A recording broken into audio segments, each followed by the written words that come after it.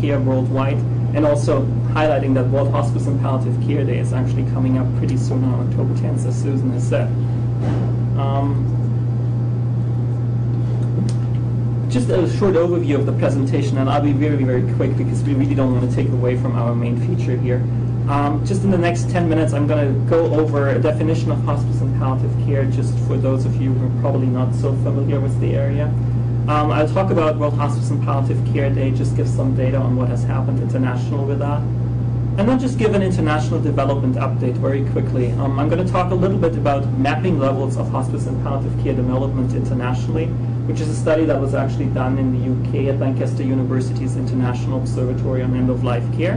And then just talk a little bit about the National Hospice and Palliative Care Associations and a new organization that was formed very recently and actually started in Europe again, the Worldwide Hospice and Palliative Care Alliance, the WPCA. So, just to start you off, because this is our main subject today, the question about what is hospice and palliative care. And there's a couple of other definitions out there that are pretty much focusing on the same area. We have end-of-life care as one of the terms, and we also have supportive care as one of the terms that are often used. And there's a slight confusion between all of them, but there's one thing that actually really, I think, sticks out, and that is actually that we're talking about holistic service provision to people, and that we also have the family as the unit of care. So what I just brought you is the definition that is actually there from the World Health Organization that is defining palliative care as the term that they are using. And it's really going to focus on the approach, as I said, on the patient, on the family, and also the identification and the impeccable assessment, as I just said, and the treatment of pain and other symptoms. And again, the holistic approach, both psychosocial, spiritual, but also physical. So that is the overview. So if we jump into the next area now and look at the subjects we're talking about today, World Hospice and Palliative Care Day, that's coming up, as you said, on October 10th.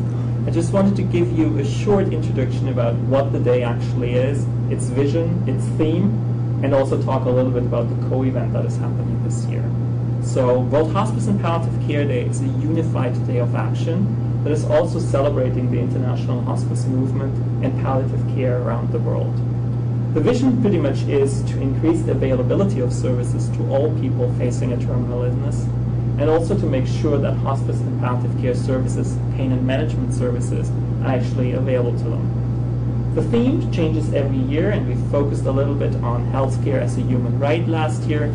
But this year, it's about discovering your voice, making sure that the voices of the patients and the families are heard, and that actually their needs are catered to on an international scale.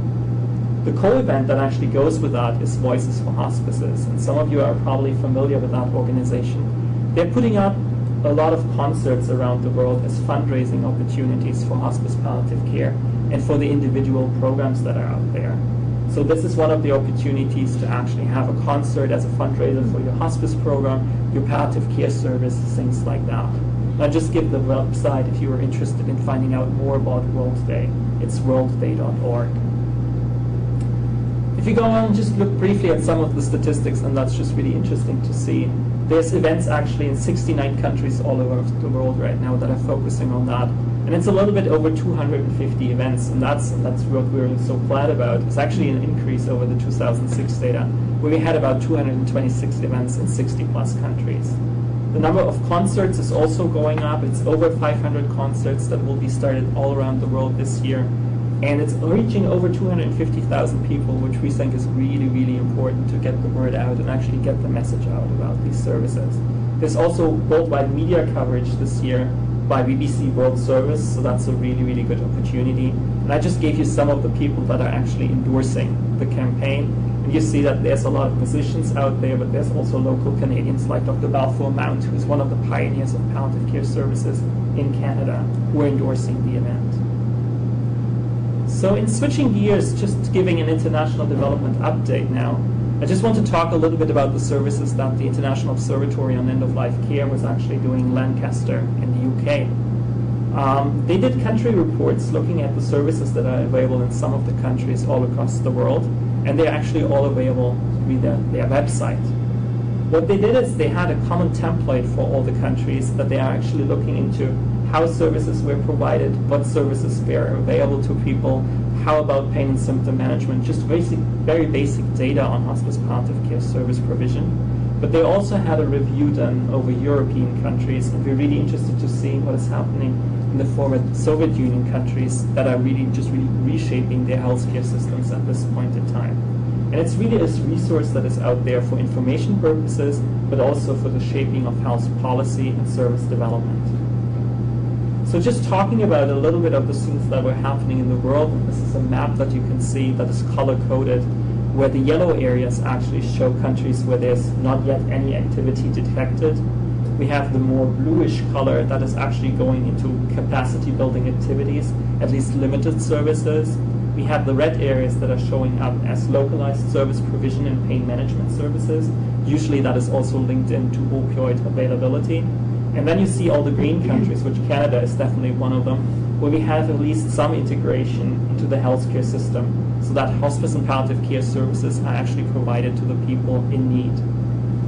If we split down this map a little bit more and just focusing on one of the areas where a special report was done, if we're looking at Africa, Dr. David Clark, who's the director of the International Observatory, and Dr. Michael Wright have actually written a report about what is happening in hospice and palliative care in Africa. And I'm just providing you a map that is following the scheme in terms of the colors that we have used for the other map. And you can see that some of the African countries, and we were actually able to talk a little bit about that prior to the lecture, have pretty integrated hospice palliative care services. So South Africa is actually one of the leading countries in actually doing that, and also making sure that opioids are available to the population. There's another country that is actually quite active, and that is Uganda, which is one of the only countries in the world where nurses actually have the right to prescribe opioids. So we think this is a really, really good move forward in order to make sure that the people in need actually get the services. And as we all know, there's definitely a doctor shortage, not only in those countries, but especially in Africa. So we think this is a really good move forward. And since we've already talked a little bit about morphine use and service availability, I just brought in those two maps showing that there's actually an overlap in the statistically significant availability of morphoids in some of those countries, and actually palliative care services. So if you start to merge those two maps a little bit, you can actually see that there's a really significant overlap. Those countries that don't import any of the opioids and don't have pain and symptom management available are also the countries that actually have no palliative care services. So that for us was a start to say, what do we need to do in order to have national associations? And I'm just presenting this as the final part of the presentation now, just looking at those countries that actually have those organizations. And as you can see, it's 69 countries all over the world that have at least some sort of organization that is dealing with hospice and palliative care services. We have, and that is really important to see, 20 countries right now who have some sort of guidelines or standards to hospice palliative care service provision. And it's a medical specialty or subspecialty, as it is called in the United States, in 18 countries right now. The other thing that we think is important is actually the development of a tool that is helping those organizations to integrate hospice palliative care services into health policy. And what we've done with the help of the Diana Princess of Wales Memorial Fund is actually starting a toolkit for those organizations, not only of how to set up an organization, but we also think it's important of how to sustain such an organization and how to apply for grants that are out there to make sure that you can actually apply some of those services. And again, that is very much linked into the work that is done with HIV and AIDS care, especially in the African countries and the countries of the former Soviet Union. If you look at those countries that actually have the standards, you also see that it's pretty much skewed. We definitely have standards here in Canada, we have standards in the United States of America. Most of the leading European countries actually have those standards, and Australia for the Asia-Pacific community has them. In Africa, again, it's only two countries that are offering them, South Africa and Zimbabwe. The number is up though, and I think that's important to see. From 2002, when there was the first data collection on this done, only 11 countries at that point in time had those standards. Now at least it's 20. And I think what is also very encouraging is that there's 28 countries now who are actually looking at establishing standards or guidelines to care.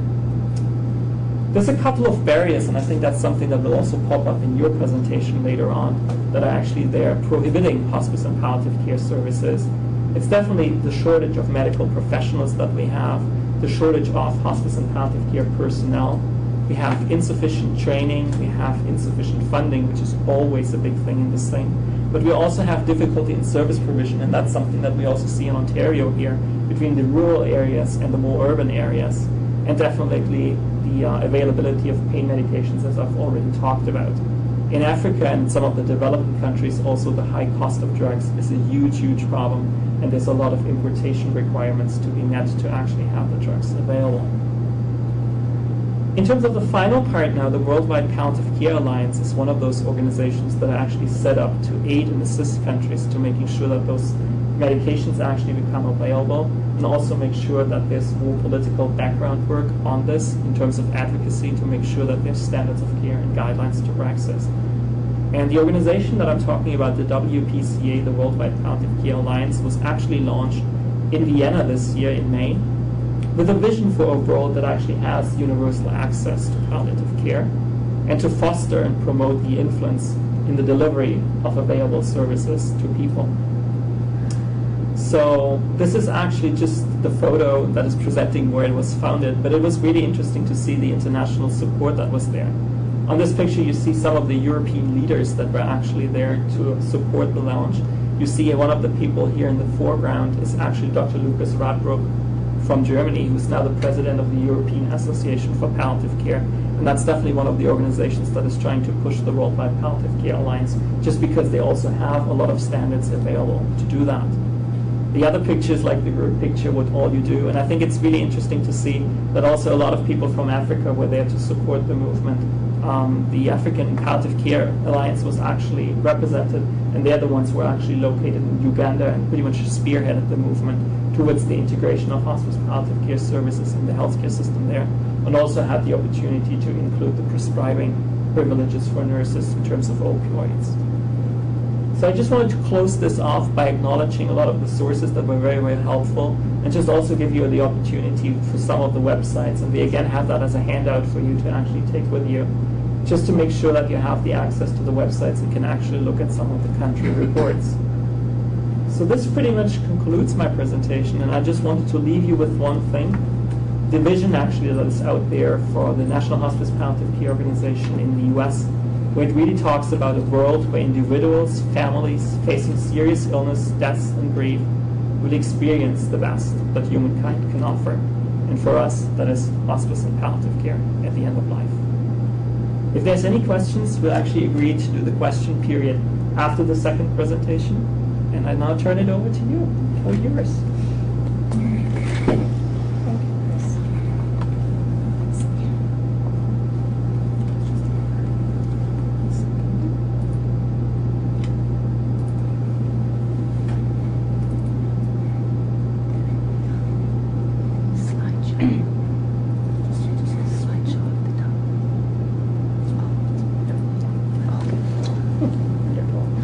Thank you so much for having me here today.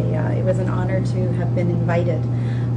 My presentation is going to be a little different from Christopher's in the sense that it's definitely going to be taking you down into the grassroots, into Ontario specifically, looking at our LIN structures and how we are trying to advance hospice palliative care in Ontario.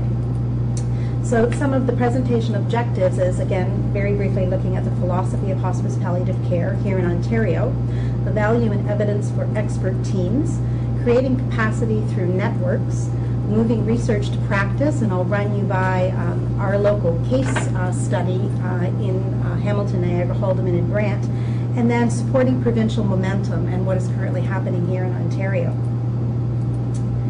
So again, just looking at another definition of hospice palliative care, the one that Christopher provides is probably the most common one. This one provides just a bit more detail in the sense that it's a philosophy of care, a range of active supportive services provided across several care settings, including home, hospital, hospice, long-term care, complex continuing care, and often settings for marginalized individuals.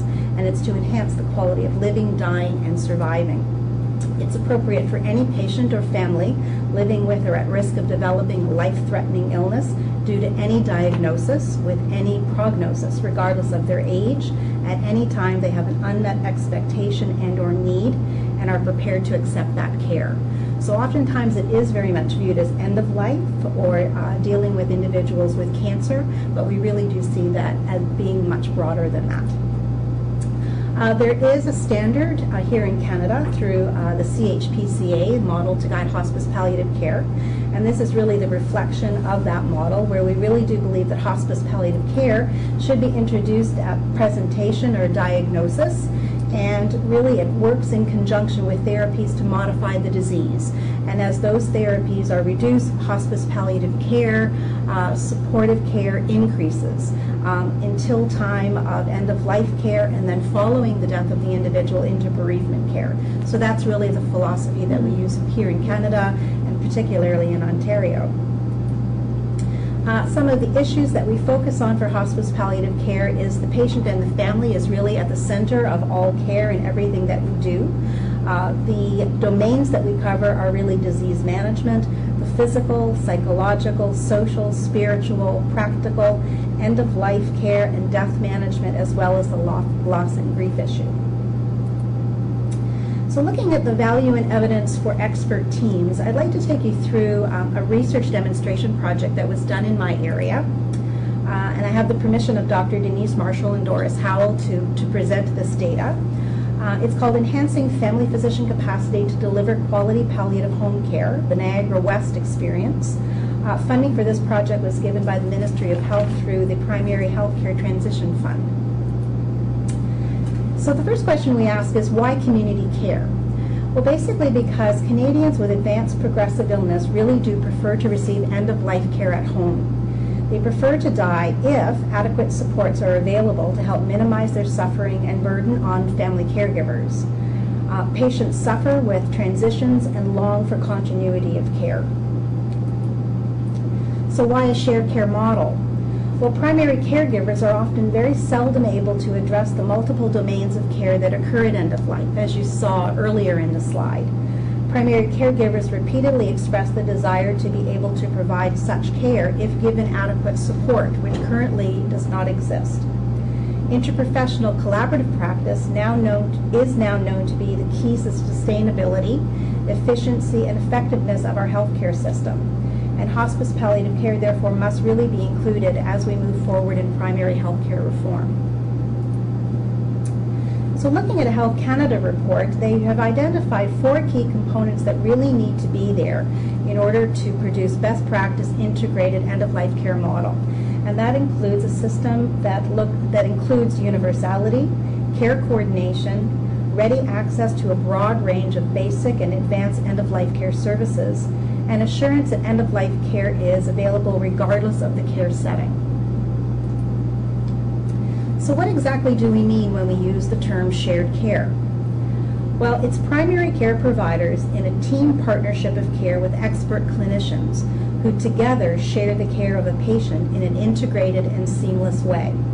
Primary care providers are often seen as the door openers.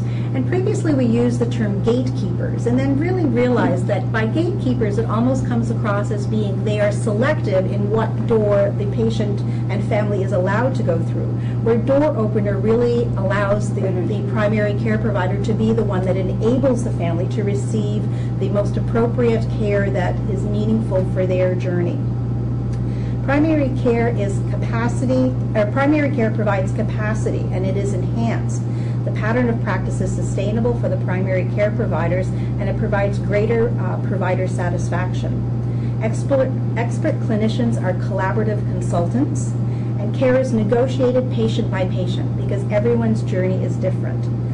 So to the patient, care is seamless, which also, as you might realize, creates much greater patient satisfaction. So the Canadian shared care model is really not new. It's currently widely available in other areas of our healthcare system, including obstetrical care, mental health, and chronic disease management. And within these settings, shared care is as well between specialists and primary care physicians. And it has shown to improve care in both timely access and improve healthcare outcomes. So what about shared care models and palliative care specifically? They're not new, but certainly they aren't widespread either. The UK Gold Standard framework across the UK really does demonstrate a lot of research in terms of the benefits. It's also noted in the Pan-Canadian Gold Standards report by Romano. Individual programs and services currently exist, but they're very rare. Shared care is actually a concept or a framework, and it's based on a spectrum of services.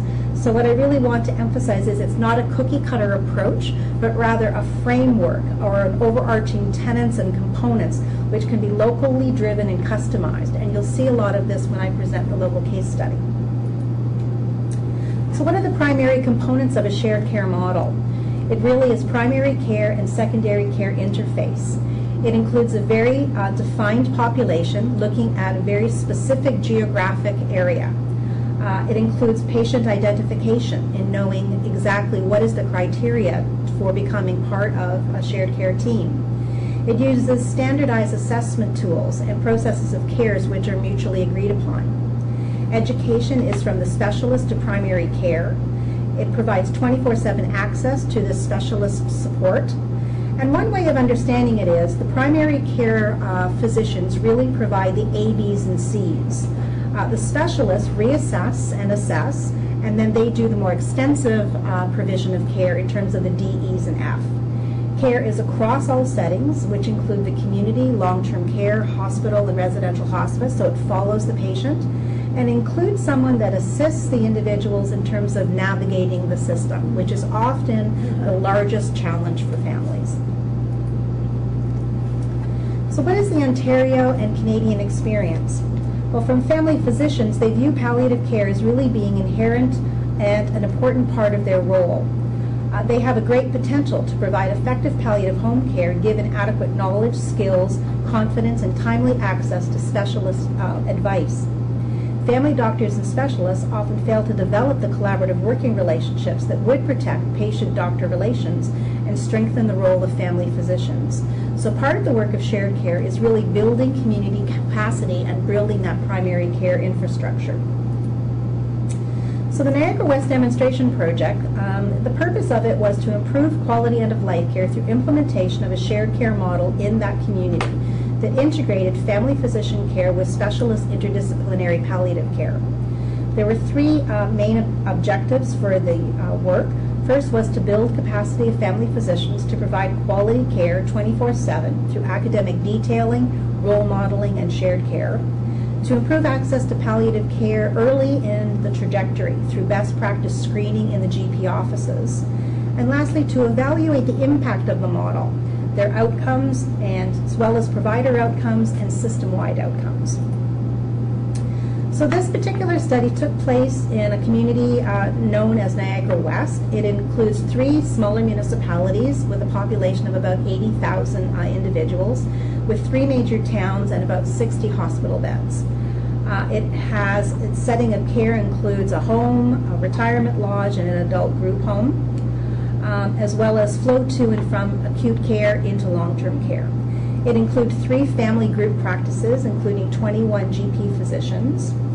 And the inception of a cohort of all patients in the study included the following criteria. So asking, would they be surprised if the patient were to die in the next 12 months? And if the answer was no, following up with, does the patient have symptom or support needs? And if the answer was yes, they're referred to the team. So this is just a quick picture of the geography that was included in the study. Included the communities of Grimsby, Lincoln, and West Lincoln. So some of the primary care interventions and integrations included family health team practices. So the 21 physicians all were members of a family health team within those communities.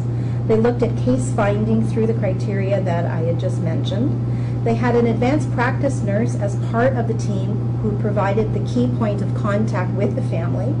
They provided point of care education at each of the physician locations using academic detailing, small group, and case-based education, where within each of those family health team settings, a primary care physician lead self-identified themselves and then became the point person for that health team. There was layered on-call, first and second call, utilizing all 21 physicians. And then there were shared care visits using the model, crossing care settings with consistency.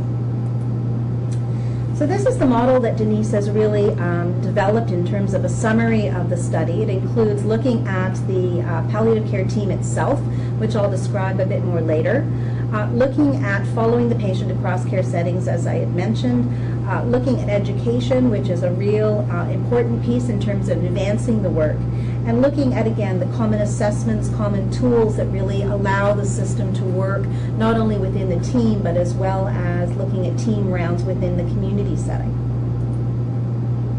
So looking at some of the provider outcomes, specifically looking at focus groups for physicians and nurses, what they found most valuable was access to the team and the on-call support. The impact on their role in their practice in providing them greater confidence in decision-making, better anticipation of their patients' needs, as well as proactive care planning. And as well as care coordination was far more comprehensive. The quality of communication among care providers was enhanced, as well as the MD and nurse relationship in terms of an increase in trust and respect between the roles that each of them provided. There was also a great impact on the quality of care in enabling home death, averting crisis, and reducing fears of suffering. Some of the primary care outcomes were the family physician uptake was 100%. All of the family physicians that were approached to be part of this study agreed to partake. None of the physician practice leads emerged from each of the family health teams, as I mentioned. What's most interesting is 3/4 of the MDs that were part of the demonstration project continued with their role once the demonstration project concluded. So while they were receiving a stipend during the demonstration project, that ended at the end of the project, and they all agreed to stay part of the project given the benefit and knowledge gained and the experience gained by being part of the project. So I think that really speaks highly to the success. There were improvements made in non-pain symptoms, as well as patient communication and confidence in providing care, a high acceptability of the advanced practice nurse, and an increased perception of their ability to manage and feel capable to take on the care. So just quickly looking at the concordance with place of death preference, 64% achieved their preference for place of death, far higher than prior to the demonstration project being implemented. And 54% of the cohort of patients who died at home. Again, much higher than was previously achieved. Looking at a cost perspective, and again, this is a 2007 figures, but we drew 5 case studies from the demonstration project, looking at a variety of intensity of the disease progression. Looking at their average length of stay, looking at their home care days, hospital days, and the total cost of all of the home care provided. Where the highest cost, given the most complex case, was around $406, as compared to an acute care bed with an average per diem of about $674. And that figure is probably more around $1,000 given today's figures. So again, large difference in terms of the capacity, the quality of what home care can provide, as opposed to having these individuals remaining in hospital. So part of outcomes of this study from a patient and family perspective is there was certainly reduction in symptom severity, pain, and crisis, as well as their psychosocial distress, increasing their capacity to achieve preference for place of death, of which in most cases was home. Patient and family perception of the quality of their care was enhanced.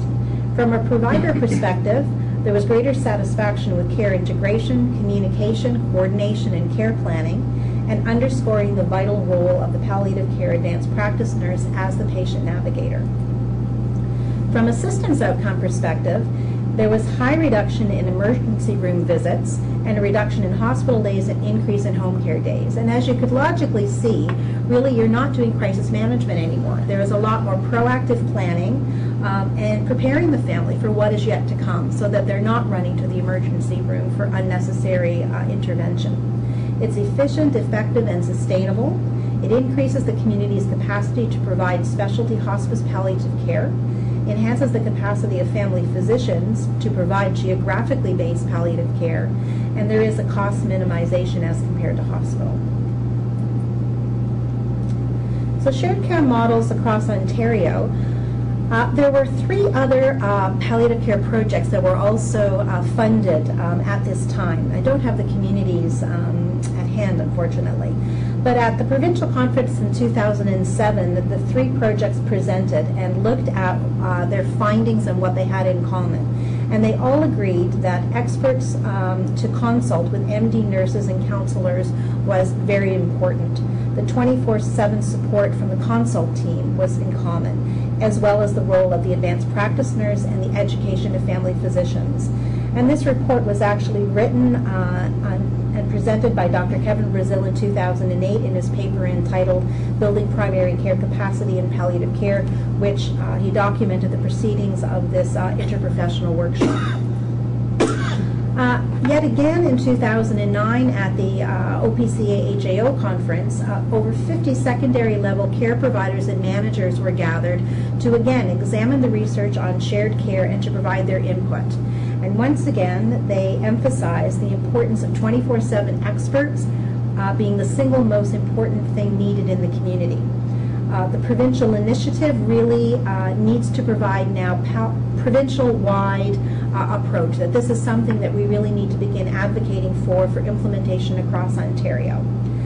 The family doctor and the palliative care MD engagement, especially with the family health teams, MDs really rising to become champions within their local communities, that it does provide local flexibility and implementation.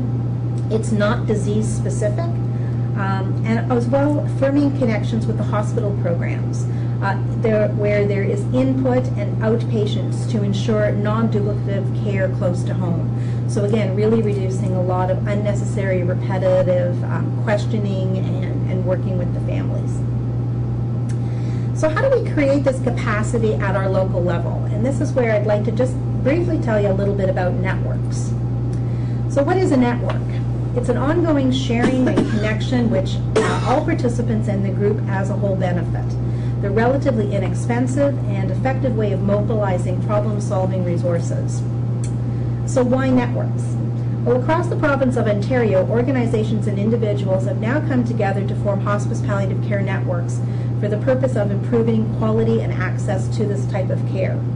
It really is a system of shared values, identity, and goals.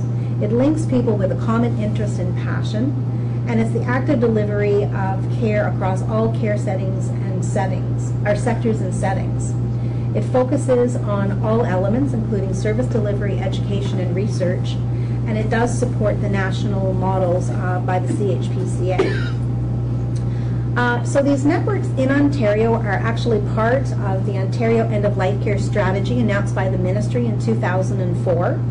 And the Ministry of Health at that time invested $115 million over 3 years to enhance community hospice palliative care, one of which was the investment in community support services as well as supporting the development of these networks. As part of this strategy, there were 3 objectives provided by the Ministry. Firstly, to shift the care of dying from the acute settings to appropriate alternative settings of individual preference, enhancing client-centered and interdisciplinary end-of-life care services and the delivery of capacity in the community, and lastly, to improve access, coordination, and consistency of services and supports across the province. So at this moment in time, 14 end-of-life care networks currently exist across the province. They are now each aligned to each of the 14 LHIN areas and work very closely with their LHIN areas in terms of the development of hospice palliative care within that geography. The 14 networks also come together and form the Provincial End-of-Life Care Network, where we now begin to share across our LHINs in common practices that we are advocating for provincially. So moving best practice research to clinical practice. How do we take all of this knowledge and now really put it to good use at a community level and really having it make difference in terms of clinical practice? So I'd like to give you a bit of a case study in terms of what is happening in Haldimand, Niagara, Hamilton, Niagara, Haldimand, and Grant. It is a LHIN that covers 7,000 square kilometers. It encompasses the communities of Grant, Burlington, Haldimand, Hamilton, Niagara, and most of Norfolk. It has approximately 1.4 million people and is the second largest LHIN area in Ontario in terms of population size. It's characterized by small rural communities as well as large urban centers with a resident population that displays cultural and linguistic diversity. And this is the larger picture of the HNHB LHIN area. So what is happening in this community is through the network and through working with all of the organizations and community groups in that area, we have undertaken a system design. And the system design really creates a roadmap that describes the steps that are needed to design an organized, coordinated, and integrated hospice palliative care service delivery system. It undertook a very extensive literature review of best practice components, and really it will provide us with a LHIN-wide understanding of how the pieces fit together, providing it in a clear plan, strategy, and order in which all of these elements need to take place. We undertook a needs assessment across this LHIN area to identify current capacity to provide hospice palliative care, to identify current unmet needs, and as well to propose solutions. Through this work, we identify the characteristics of an ideal palliative care delivery system, looking at what is really considered as poor system integration as well versus optimum integration. And just looking at the optimum for a moment, it really includes plan integrated system, one that is equitable, transparent, and accountable, sustainable, expand funding to support entire health systems, coordinated access and care. It's consistent and reliable. It provides evidence-based standards. It has consultation team access, using the right mix of workers. It's whole system readiness, balancing formal and informal care, supporting informal caregivers, shifting care from acute to home and most appropriate settings of care, inclusive for anyone in need, as well as optimum pain and symptom management. That's all? Yes, a tall order, isn't it? What we've done in our area as well is we've developed what we identified as that ideal palliative care delivery system and have now put it on a scale, looking at the early stages, the mid stages, and full stages. And we have broken our geography down into 9 different geographic areas and have now begun to evaluate where they stand on this continuum to enable us the understanding of where they need to go next. And each of them, as you could well imagine, are very different. So these are some of the issues and problems that were identified through this work, as well as the identification of 17 different solutions, very practical, very small, very systems-oriented in terms of how we can best achieve and resolve some of these issues and problems. And I really just want to provide this screen just to really show you the complexity of this. So when you look at all of the issues and problems and the identification of the solutions that we've proposed, it's very complex. So the question really becomes, where do you start?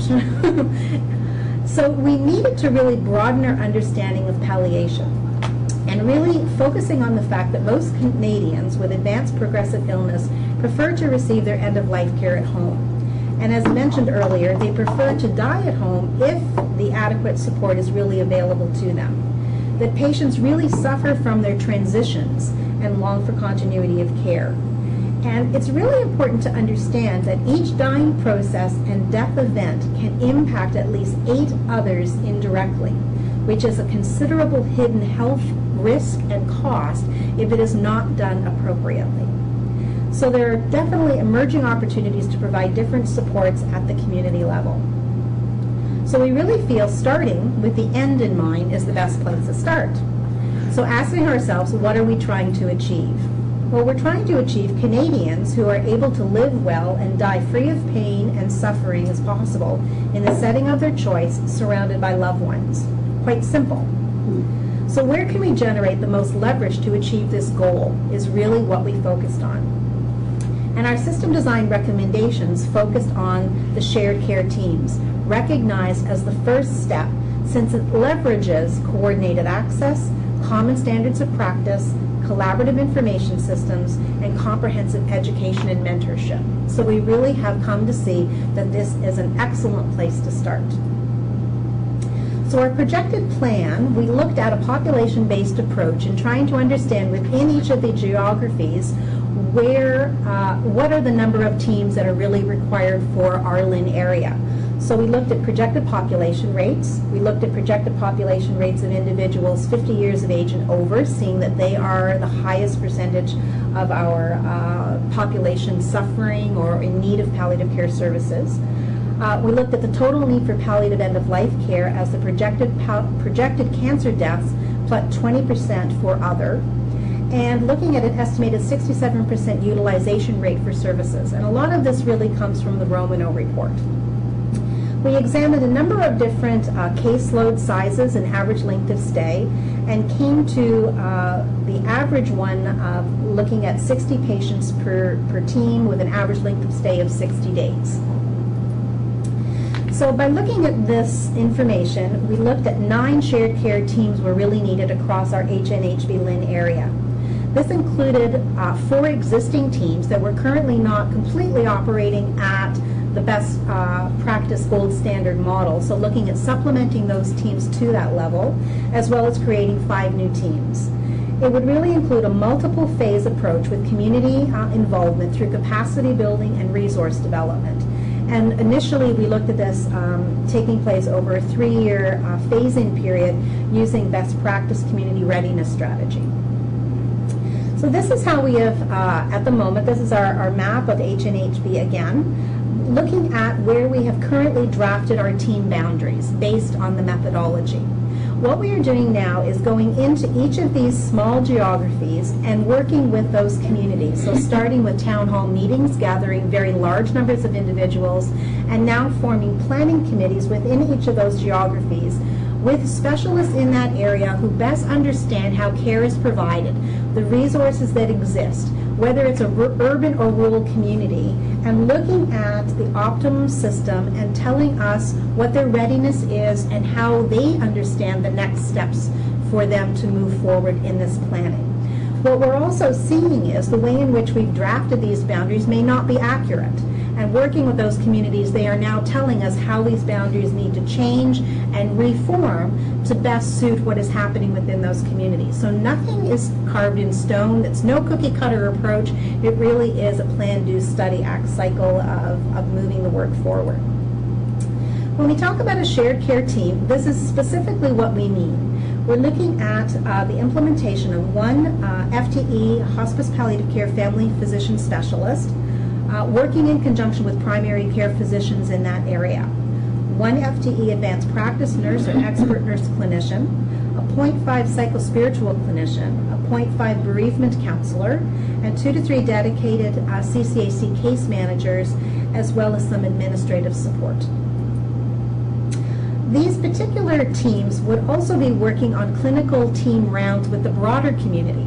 So when they meet to discuss individual patients, they would be meeting with community nursing, residential hospices, volunteer programs, palliative care consultants, hospital discharge planners, long-term care homes and nurse practitioners, other allied health care professionals, as well as pharmacy. So that really they are looking at this, as Christopher mentioned earlier, from a very broad, holistic perspective. So building community capacity, what is that all about? Well, when you look at communities that have readiness, most frequently they are not often recognized as those that have the greatest need. The communities with the greatest need are often ill-equipped and ill-equipped to successfully implement a new initiative and to make the changes that are urgently required. The overarching keys to success for developing community capacity is really working together and staying community focused. So community development really offers a different approach, which is incremental in phases, but non-linear and dynamic. So this type of change process really takes time. Development is essentially about developing people. It builds on the existing resources within that geography, and it cannot be imposed from the outside.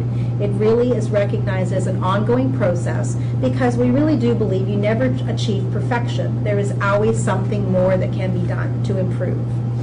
We're using a model that was developed by Dr. Mary Lou Kelly, School of Social Work at Lakehead University, and she offers a 4-phase approach to this success. That there are antecedent community conditions that you need to understand, that the community itself needs to experience a catalyst of some kind to move them forward. Then you create the community palliative care team, and then you grow the program. And this is Mary Lou Kelly's model to which we are working. So it includes things such as the antecedent conditions, building community relationships, looking at what clinical care exists, working on advocacy, building regional networks, the education piece, building external linkages, and as well the process of palliative care development. So what are some of the specific things that we can do or we have done? So it is really essential to develop community members' expertise by sharing knowledge and skills, creating linkages within and outside the community, learning by doing and taking risks, and developing members' self-confidence, changing clinical practices, which as we know really can take time, educating and supporting community providers with appropriate education, and building community relationships to improve service delivery. So it's very much done at a micro level, dealing one-on-one with exactly the way in which that particular geography typically functions. It's not done at such a high level that the community cannot really identify with it. Recognizing that living well until death is not black and white. It often is many shades of gray, involving complex care and needs provided by many different care settings and disciplines. It explores the possibilities of working together across the continuum to improve care using current resources differently. And this is really important as well, because we hear time and time again from the ministry that there are no new dollars to work with. We need to really examine what we have and how we can do things better, differently. Working with these local communities then to assess their readiness, identify new and innovative partnerships and opportunities. So just to give you a picture of one of our success stories, it's in the Niagara North area of our Lynn area. They have actually created a consortium partnership. They've held their town hall meeting, to which about 40 individuals came out from across all care settings, including the general public. They formed a planning committee that worked to move all of this forward. They have now looked at actually the development of a team from multiple partners coming together to provide the resources necessary to make it happen. So through the Hospice Palliative Care Network, we are working with this community in helping them plan, coordinate, and build the capacity. The HNHBC-CAC has offered an advanced practice nurse and psychospiritual advisor, as well as dedicated case managers for that team. We're working very closely with the Division of Palliative Care, Department of Family Medicine at McMaster, who recently were very successful in getting APP-funded physicians for our area. So we're now working with this group that is now entitled the Hope Group of Physicians to utilize those physicians in the community as much as we can and match them up with the teams. Their local hospice in that geography, Hospice Niagara, has now offered to be the host site for the team and is now loaning their bereavement advisor to be part of the team. And we are also working with our local Lynn in terms of ways in which we might access aging at home in terms of some infrastructure costs. So again, I don't think this area saw the potential until they came together utilizing the community capacity building approach to develop partnerships that really did not exist in the past, nor were they envisioned as being possible. So what are some of the expected outcomes of these teams? We really see through research and the experience of our current teams that they impact the alternative level of care as well as our emergency room access. That it grows physician primary care capacity in each of the communities. It supports common tools and standardized education. It builds local community service delivery capacity. It provides a greater achievement of the requested place of death, and also fewer patient transitions in care. So what's happening at our provincial level that can actually continue this momentum in moving forward? Well, looking at aging at home projects, to date we have 3 local network proposals that have been approved through the aging at home strategy offered by the LHINs across the province for specifically community-based teams. And this includes the Erie St. Clair area, Wellington Waterloo, as well as the Central Lynn area. And again, while there are some local distinctions and tailoring within these models, each of them share very similar values and outcome performance measured based on the established practices. Also, in terms of provincial alignment, a provincial integrated hospice palliative care steering committee recently came together earlier this year, including Cancer Care Ontario, the Ontario College of Family Physicians, the Ontario Association of Community Care Access Centres, the Provincial End of Life Care Network, the Hospice Association of Ontario, and the Ontario Palliative Care Association, among others. And it was intending to coordinate a provincial palliative care think tank, which took place this past June. The goal of the think tank was really to gather key stakeholders to discuss the rollout of a provincial model of care and to develop an implementation strategy. To really say there is enough evidence, pilot experience, and momentum to roll out a provincial palliative care delivery model. And to really ask, are we all in agreement in working towards a vision of a gold standard of a fully functioning integrated service delivery model throughout Ontario? There were over 130 individuals, all at significant senior management levels, attending this with successful outcomes for the day. We utilized a framework that was developed by the Erie St. Clair, which is the model of palliative care expertise in care settings. This model has now been adopted by Cancer Care Ontario and the entire steering committee. It describes really patient need, the levels of care, and the expertise as to where that level of care should be provided, the description of the provider role, as well as the typical settings of care in which that should be provided in. And this is the model that is now helping us advance this work across the province. A system design framework was also developed by the Provincial End of Life Care Network, looking at all of the different pillars that need to be addressed in order to move the models forward. So this really includes examining programs within care settings and services, the care settings and services, policy guidelines and funding, accountability, human resources, and integration and linkages. So in terms of the outcome of the think tank, the workshop was really not seen as only a one-day event, and the steering committee is now continuing to stay together as a provincial palliative care consortium and moving forward quickly to maintain the momentum that was created on that day. The committee is now being expanded to include other provincial-wide associations, and under the auspices of this group is now generating a draft consensus document prepared for broader provincial review and input. The final version will also be used as a discussion tool for the Ministry of Health and Long-Term Care, as well as with our local LINs. This consensus document will include the model provided by the expert in care settings, which I just showed, as well as the implementation framework, and how these initiatives fit with local palliative care networks and shared care team models that have been piloted in some communities already across Ontario. The document will not dictate a model for integrated hospice palliative care service delivery that would be imposed on communities, but rather it would provide a process for change that would be guided by strides that have been made in some communities across the province, but not in others.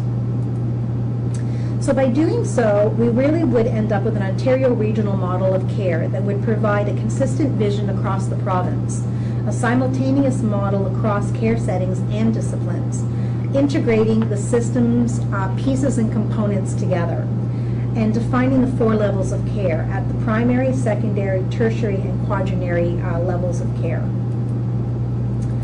In 2004, at a provincial stakeholder consultation, a charter was actually developed that states how we treat those who are dying in our community reflects who we are as a society. All Ontarians have the right to die with dignity, to have access to physical, psychological, bereavement, and spiritual care, and to be granted the respect consistent with other phases of life. However, we're also cautioned by Dr. Harvey Chachanoff in saying, but unfortunately, in end-of-life care, we do not have a vocal constituency. The dead are no longer here to speak, the dying often cannot speak, and the bereaved are often too overcome by their loss to speak. So we really need to be the vocal constituency in helping to move hospice palliative care forward in our province, across the country, and as Chris mentioned earlier, internationally. So coming together is a beginning, keeping together is progress, and working together is success. And thank you very much. Oh, that's a lot.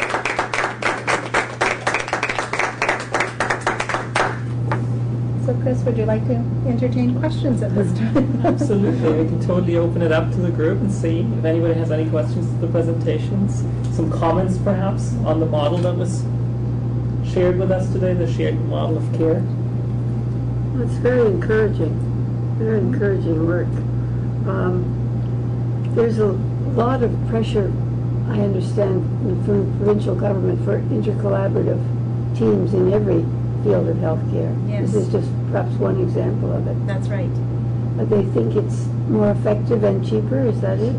Definitely more effective. As you see, especially in hospice palliative care, it's not really just one domain that really needs to be included in the care of patients and families, and no one discipline is really capable of providing the continuum of care. Yeah, that leads me to my second question, which is there are other kinds of health care that could be brought in to help patients, which I didn't see mentioned there. Mm-hmm. Is that because they're not covered by OHIP? Do you have an example of Yes, what you might I'm be thinking of referring to? Reiki, I'm thinking of Oh, yes. traditional Chinese medicine, all Yes, those. very much. As a matter of fact, most of those are actually provided within residential hospices and within the community already. Who pays for them? I'm not quite sure what the payment is for those. I don't have the answer to that question, I'm afraid, but I do know that they're very much in use. Good. Actually, it also shows us some international components towards that, with the definition of the term palliative care and what is included in what we would call a care package. And you're absolutely right, some of those complementary therapies are actually standard in some other countries where we see them also finalized and also financed. And I think that's the other aspect that is really there. It's a big issue. It is a really big issue, and if you look in an international comparison piece too, it's like finding out whether hospice palliative care services are actually cost effective. That's one of the questions we still have, and we don't have really good data on that. So that's something to really look into and to do more research on the international scale, because I think that's one of the questions we are always facing. And yes, I mean, there's a couple of studies that looked at the US and really looking at the cost effectiveness of palliative care units. But those units within hospitals provide a different kind of care in terms of the terminology than we would be expecting here in terms of a holistic approach. Sure. So it's not really clear cut what we're seeing there.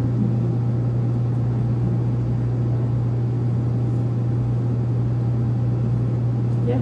I would echo my colleague's comment that it's a very encouraging thing. Often it's frustrating to work in the healthcare system because people talk, and not a lot gets done, and clearly this is a lot of progress being made.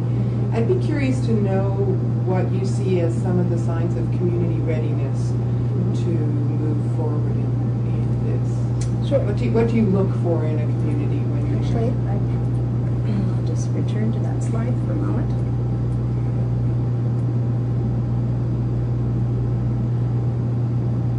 Again, we really utilized Mary Lou Kelly's work from Lakehead University. Okay, right. And it really provides us with what we see as the early stages, Yeah. the mid stages, and the full stages. So in an early stage, it's really are settings that are struggling to provide good palliative care, poor integration across care settings and providers, little communication. Interdisciplinary teams are haphazard. There's no shared care, no physician involvement. A mid environment would be settings providing palliative care fairly regularly, fair integration, some communication, interdisciplinary teams regularly meet, shared care, ready for implementation, little physician involvement, versus settings that provide palliative care consistently, good integration across settings and providers, communication, the teams regularly meet, shared care is implemented, and extensive physician involvement. And actually there's an entire toolkit that has been prepared at Lakehead University with questions to which we work with our community planning committees to evaluate their readiness. So we actually do an inventory of providers and services in that area and look at it from both a quantitative and a qualitative perspective so that they can actually evaluate where they are on this scale. And so we've got all of our 9 areas fairly understood in terms of where their starting places are. It's great that you're developing tools like that too, because that's a useful way to translate theory into practice.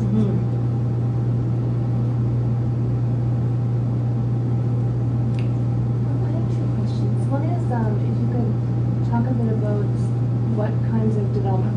are existing across the country. Just because I'm curious to know how receptive different provinces are to working together and how much autonomy different provinces exert and how much success they're having. So that's my first question. Okay. In terms of looking at things provincially, it's very different across Canada. Most of the provinces, well, in Ontario we have a LIN structure, which is a little bit different. In other provinces, they are health authorities. So they operate slightly differently than we do here in Ontario. We seem to be the only province really that are currently operating within a LIN structure. So it's often very difficult to compare. There's huge advances in hospice palliative care in British Columbia and Alberta.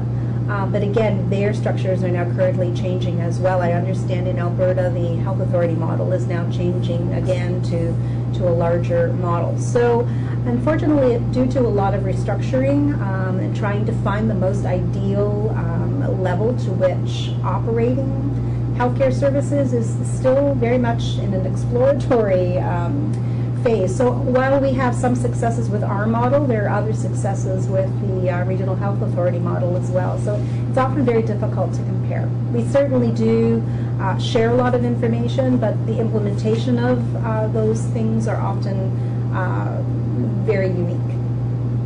Like I'm from BC, and I'm from rural BC, and I find that like there's huge disadvantagement that happens when you, like I would say, like from the rural point of view, I don't believe that there is very good advancement going on. And like, I'm wondering if you really think if it's ego that comes into play or what it is, because I guess my family's experience has been extremely frustrating, and I went to the BC HPCA conference and heard about all the good work that's happening in the urban centers. But I'm wondering why does CHPCA isn't trying to convene more of this, or why there isn't more research that goes into looking at what the real negative thrust is in terms of that. Yeah, we work very closely with CHPCA. They just actually released a system design consultation document 2 weeks ago, and I know we're responding here in Ontario. I don't know how the other provinces may be responding to it. Again, CHPCA's work again is at a much higher level, things that would be in common across all of the provinces in Canada. So again, individually, each province kind of works within the structure that it has to work within. In terms of the differences in urban and rural environments, that's a very important one because there are very distinct differences and ways in which the approach will be effective. And I think what we're finding with this capacity building approach, really working at the grassroots, the local communities, again, the identification of smaller geographies that truly understand what that geography has as resources to work with, typical referral patterns, etc. They are best to really understand where they can enhance services, and I think it's far less threatening when they are looking at innovative partnerships, because oftentimes change is threatening. People are very comfortable in the way they're used to doing things. So, and we experience that. Christopher and I mentioned this before our presentation as well. Oftentimes it's 3 steps forward, 2 steps backwards. So as was mentioned in the presentation, it's very slow, building trust, providing evidence as to why a new way of doing things would be better for them as well as patients and families. So it's a very, very slow, staged approach, but it really has to be done at a level where individuals can buy in, because their commitment is really what's going to make it sustainable in the end. I appreciate that response. And my other question is just looking at, you talked about a grassroots approach, and I'm just curious to know to what extent you think general healthcare education,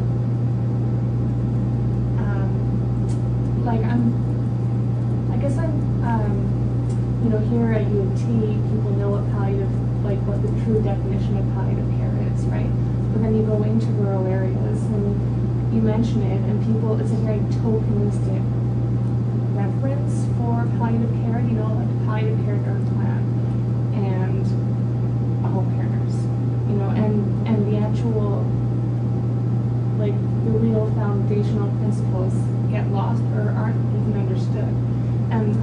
I'm wondering to what extent people are looking at the need to go right back to the basic professional education that happens and really inculcate like a true understanding of what pioneer is. Yeah. I'm just going to refer back to my map slide again.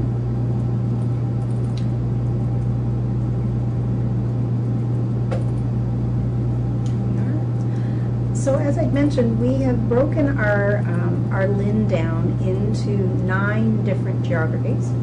Oh, there we are. The Haldimand Norfolk area, that large pink area, is a rural community. So in terms of access to a palliative care team by a population projection, 1 team was seen as suitable for that area. But from a geography perspective, it's vast.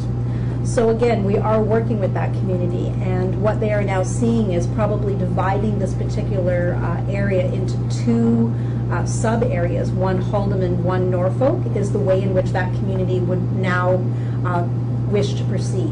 So we're very much listening to what each of those communities tell us. And as a network, we also provide palliative care education. So we provide a course called Fundamentals, which is an interdisciplinary introduction to palliative care. And we provide it across the entire LIN. And what we do is we provide it 3 semesters a year, so fall, winter, and spring. And we're constantly changing the locations to which those courses are being held. So we hold 3 in the Niagara area, 3 in the Haldimand, Norfolk, Brant area, 3 in the Hamilton area. But we're constantly moving the location so that access to all locations, including rural environments, is there. Because oftentimes traveling in Haldimand, Norfolk can take hours from one end to the other, which, as you said, will really prohibit individuals from accessing any sort of education. We tend to use a lot of long-term care homes as well in partnering with them in terms of their offering their sites in order to allow these courses to take place. Does that answer your question? Or? Maybe it starts to, I can probably just really contribute a little bit from the international perspective. My dissertation is focusing on 4 countries that have different approaches to hospice palliative care. So I'm looking at some of the models that are out there in England. We're looking at some of the models that are there in the United States of America. We're also looking at some of the German models that are there. And I think we're seeing that, as you said, a lot of parallels in terms of where the care is provided and the differences between care in urban centers compared to rural areas. And it also seems to be that the approaches that need to be taken for those areas seem to be a little bit different in terms of the setup of the hospice palliative care team, in terms of what is included, but also about the delivery methods that are there. We're seeing that in the UK, they're experimenting a little bit more towards bereavement care with telemedicine, telehealth, approaches like that to make sure that there's actually an outreach there. There's also a little bit more components going towards social work integration, so encouraging more social workers to actually go to the area of hospice palliative care, but also making sure that they have the basic training in that area. And I think that's one of the components there that is actually needed. Here in Canada, there were a couple of approaches of actually boosting the education of a lot of the professionals in the area. I mean, we just had the FPAC project that was out there, the Educating Future Physicians in Hospice Palliative Care, and also now trying to roll out curricula not only for medical schools, but also for the nursing schools that have basic components of hospice palliative care there. We see parallel approaches to that also in the United States of America, where they now have a subspecialty for medical professionals in that area, but they also now have accreditation courses that are there also for bereavement counseling in terms of hospice palliative care service delivery, but also now for the first time in cooperation with the National Hospice Palliative Care Organization, actually for social workers, with a set curriculum, with set qualifications that need to be there in order to take the exam in hospice palliative care. And I think that will actually change the way things are provided. It doesn't really help, though, with getting those workers out into the rural areas, and I think that's the next component that work really needs to be done at, and I think that some of the approaches that were taken at Lakehead University actually point into the right direction. So I actually really would encourage you to look at some of the work that Mary Lou Kelly has done on that. Are those interdisciplinary courses that you're offering in this area, is that happening in other MINs as well? Yes, the program was actually written by the Southwest Network, and it is rolling out now to be a province-wide program.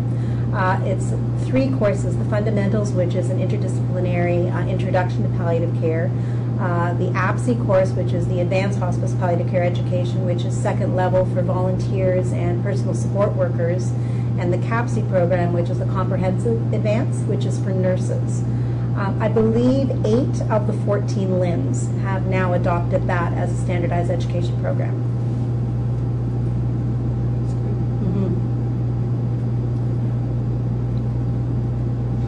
Do you see that the formation, this is sort of a political question, but I'm not asking it from a political motivation, the change in Ontario structure to incorporate LINs instead of boards, has that made your work easier? Yeah? Probably both. It allows us, again, with the original intent of LINs, to really focus on local areas. So in that way, it's very complementary to the work that we're doing. However, in some ways, each LIN also has the ability to look and develop priorities for their specific LINs. So as we're attempting to do things from the provincial end of life care network, things that we see should be standardized across the province, oftentimes implementing those things can be a bit challenging. If the local area sees different priorities. Exactly. Yeah. How does Toronto rate in terms, I noticed one of your things was the central LIN, that's partly Toronto, Yes. right? Yeah. Mm-hmm. Yes, they've got a very strong network director, and the networks across the province meet regularly. We teleconference all of the directors monthly and meet face-to-face twice a year, so we do a lot of provincial sharing. That's terrific. I'm so pleased to hear this. It's a big change. Yeah, and I think there's a lot of really good things going on in Ontario right now when we look at hospice palliative care. We also see that there's more cooperation now between the organizations that are actually really representing the area. So the Hospice Palliative Care organization here is actually working with the hospice organization and also now with the provincial networks. So I think this really cooperation now that is going on is actually really enhancing some of the things that are going on. And we're coming out of a little bit of this fragmentation that we have seen prior. And I think it's also helping to get this terminology a little bit more inclusive in a way, so that we don't only talk about hospice and palliative care and we separate the two, so that we're really talking about hospice palliative care, as in the name of the Canadian Hospice Palliative Care Organization. That's right. I'm also the co-chair of the Provincial End of Life Care Network, and we meet monthly now as well with the Ontario Palliative Care Association and Hospice Association of Ontario. So again, yes, one vision, one voice is really our motto now. It's great, because the more people that are talking about it, it just spreads. It's terrific. Fabulous. Yeah. Congratulations. Thank you. Very good. Big profits. Yes. Thank you. Thank you. Thank you so much. Thank you. Thank you.